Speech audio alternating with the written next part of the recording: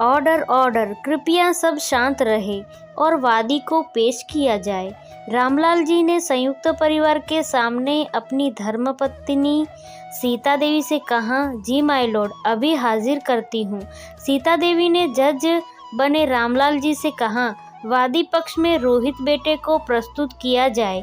सीता देवी ने जोर से आवाज लगाते हुए कहा, सामने से रोहित आता हुआ जज रामलाल जी के सामने हाजिर हो गया। अब बताओ वादी पक्ष के वकील कि इनकी समस्या क्या है। जज ने कहा। वादी पक्ष के वकील ने कहा, जी माय लॉर्ड, वादी रोहित को अपनी प्रतिवादी पत्नी काजल से शिकायत है कि वो उसके हिसाब से नहीं रहती। कहने का मतलब उसे अब तलाक चाहिए, जिससे वह इस रिश्ते से बंधन मुक्त हो जाए।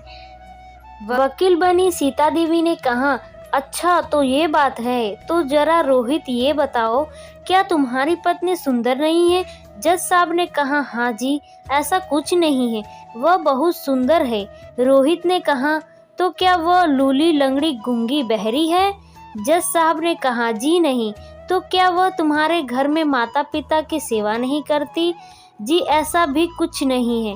फिर शायद वह घर के काम ठीक ढंग से नहीं करती होगी। नहीं, ऐसा भी नहीं है। तो बरखुरदार तुम्हारा ध्यान नहीं रखती होगी, जैसे चाय, दोनों वक्त का खाना, कपड़े, बच्चे, स्कूल, क्लास से घर, माँ बाप आदि की। जज साहब ने कहा। अब रोहित सोच में पड़ गया कि आखिर जज बने पिता को क्या जवाब दूं। आइए पूरे मामले पर नजर डालते हैं।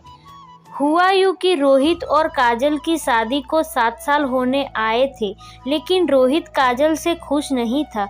वह काजल को अपने साथ ऑफिस पार्टी में ले जाना चाहता था, लेकिन उसकी शक्ल देखकर ही उसे लगता था कि पत्नियां तो बन ठन के आती है, अगर मैं इसे ले गया तो बेइज्जती हो जाएगी। काजल बिल्कुल बन संवर कर नहीं रहती। सारे दिन घर परिवार और बच्चे की इसकी जिंदगी है और वह मन ही मन घुटता जाता है। उसने कहा, इस बारे में काजल से भी बात की। देखो काजल, तुम अपने पर भी ध्यान किया करो, कैसी हो गई हो, कभी आईने में देखा है खुद को। रोहित ने काजल से कहा। रोहित घर के चक्कर में अपने लिए समय ही नहीं निकाल पाती, कैसे मैनेज करूँ सब। ये सब कहते हुए भी काजल के हाथ काम ही कर रहे थे। रोहित ने यह बात अपनी माँ सीता देवी को बताई कि अब मुझे ऐसी पत्नी नहीं चाहिए, मुझे तलाक लेना है। और सीता देवी ने अपने पति रामलाल जी से ये बातें की। अब रामलाल जी सोच में पड़ गए। इतनी सुशील, गुणी, सुंदर, संस्कारों वाली काजल के लिए रोहित ऐसा क्यों कह रहा है। उन्होंने परिस्थितियों को समझकर बैठक बुलाई और जज काजल सब्जी लेने बाजार गई थी। उस वक्त सबके सामने रामलाल जी ने रोहित की आंखों से पट्टी हटाई तो चलते वापस कोर्ट रूम में, जहां रोहित अपनी दलीलें दे रहा था। नहीं जज साहब, मेरी पत्नी काजल की गृहिणी है और उसके पास खुद के लिए समय नहीं है। वह सारे दिन सिर्फ काम ही करती रहती है। ऐसी पत्नी मुझे नहीं चाहिए। रोहित ने कहा। तो रोहित महाशय, इसका मतलब तो नहीं कि तुम इतनी सी बात के लिए तलाक की अर्जी दो। क्या कभी तुमने आगे होकर अपनी पत्नी की भावनाओं को समझने की कोशिश नहीं की। अगर आज उसके पास तुम्हारे लिए समय नहीं है तो वह तुम्हारे परिवार को संभाल रही है। क्या कभी तुमने उसके काम में हाथ बटाने की कोशिश की है। क्या उसके साथ कभी दोस्त बनकर उसकी इच्छाओं को जाना है। तुम्हें तो खुश होना चाहिए कि आज पूरे परिवार को उसने संभाल रखा है, तो उसे भी तुम्हें ही संभालना होगा। जब उसे अपनी फिक्र नहीं है तो तब तुम्हें ही उसकी फिक्र करनी होगी। बड़ा आसान है तलाक लेना, लेकिन क्या तुम कल्पना कर सकते हो कि उसके जाने के बाद तुम्हारे घर परिवार का क्या होगा, बच्चों का क्या होगा और तुम्हारा क्या होगा। क्या यह सब तुम मैनेज कर लोगे। रामलाल जी ने कहा। अब रोहित को भी लगने लगा कि उसकी सोच ही गलत थी। सही थी काजल, जो बिना दिन रात देखे उसको परिवार को संभाल रही थी, और वह इतनी छोटी सी बात पर नाना क्या करने जा रहा था मैं।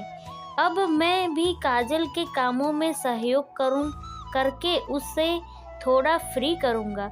एक अच्छा दोस्त बनने की कोशिश करूँगा। यह सब दिमाग में चल ही रहा था कि तभी रामलाल जी की आवाज़ सुनाई दी। तो तुम्हें 2 दिन का समय दिया जाता है सोचने के लिए, फिर जो भी तुम्हारे फैसला होगा कोर्ट भी उस फैसले पर मोहर लगा देगी। रामलाल जी ने लंबी सांस लेते हुए कहा, रुकिए जज साहब, मैंने फैसला कर लिया है। अब मैं अपनी बीवी को दोस्त समझकर उसकी हर संभव मदद करूंगा और भूलकर भी ऐसा सोचने की गलती नहीं करूंगा। आखिर वह इस परिवार की धुरी है।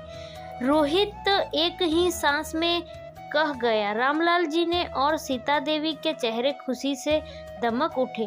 आखिर उन्होंने अपने बेटे रोहित की मनोदशा को सही मार्गदर्शन के देकर गुमराह होने से बचा लिए।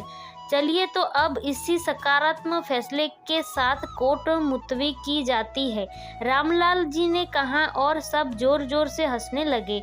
आज रोहित का मन शांत था कि वह एक गलत निर्णय लेने से बच गया। आखिर में मम्मी पापा ने सही मार्ग दिखाकर उसके भविष्य को नई दिशा दी। देखा दोस्तों, रोहित एक भूल करने जा रहा था, लेकिन घर में बड़े बुजुर्ग की सहायता से उसकी जिंदगी संवर गई। कहते हैं कि पेड़ पुराना हो जाए वह फल न दे सके, लेकिन छाया अवश्य देते हैं। इसलिए घर में बड़े बुजुर्ग भी उस पेड़ के समान है जो अपने अनुभव द्वारा हमें कई सीख दे जाते हैं। दोस्तों, आपको ये कहानी कैसी लगी नीचे कमेंट में हमें ज़रूर बताइएगा।